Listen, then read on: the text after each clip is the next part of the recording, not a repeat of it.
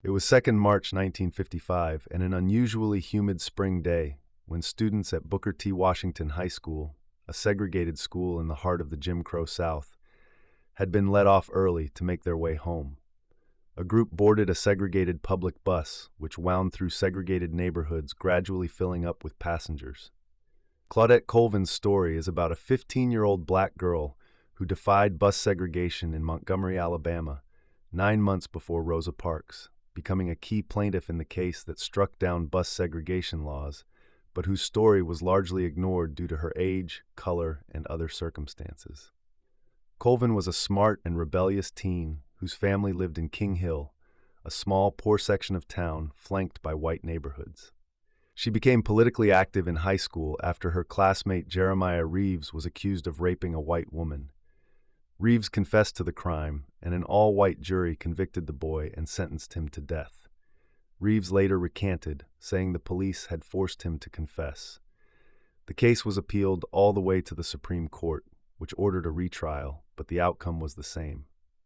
On March 2, 1955, a full 9 months before Rosa Parks took her famous stand, Colvin boarded a city bus with her friends, taking a seat behind the first 5 rows, which were reserved for whites. Although the practice was illegal, drivers would routinely clear whole rows to accommodate a white rider if the white section was full, even if it meant those black riders would have to stand. That's what happened that day. When the driver shouted, "I need those seats!" Colvin's friends dutifully moved to the back, but she stayed put. The driver chewed her out, to no avail. A couple of stops later, city police were there to meet the bus. Still, Colvin refused to leave her seat. "It's my constitutional right," she shrieked again and again as the police dragged her from the bus. This was nothing like Rosa Parks' quiet arrest later. Parks was neither handcuffed nor jailed and was released after being found guilty of disorderly conduct and paying a $10 fine.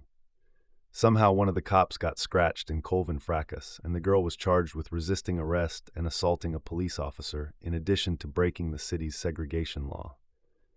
On the ride to the station, Colvin told Arthur Hoos the police called her a nigger bitch and took turns trying to guess her bra size. When she arrived, other officers called her thing and whore. After booking, she was thrown in the city's adult jail. Why she was overlooked? Age. At 15, she wasn't seen as an ideal symbol by some civil rights leaders. She also became pregnant shortly after, and the NAACP feared her image as a teenager and unwed mother would be detrimental. Also, she was darker skinned. They felt that a lighter-skinned person would reach white people's consciousness better. Colvin, however, became one of 4 plaintiffs in Browder v. Gale, the lawsuit that successfully challenged Montgomery's bus segregation. Her arrest sparked outrage and demonstrated the need for a larger challenge, paving the way for the Montgomery bus boycott. So entered Rosa Parks and the recreated version of Colvin's experience. Parks was certainly brave.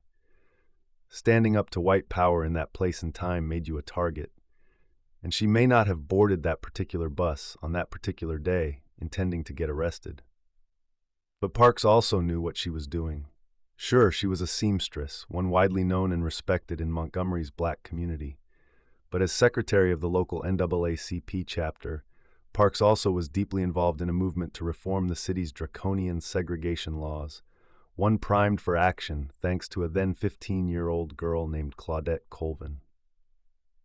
Colvin moved to New York City and worked as a nurse's aide and lived quietly for decades, never speaking of her role in the historic events, say Kenton County Public Library.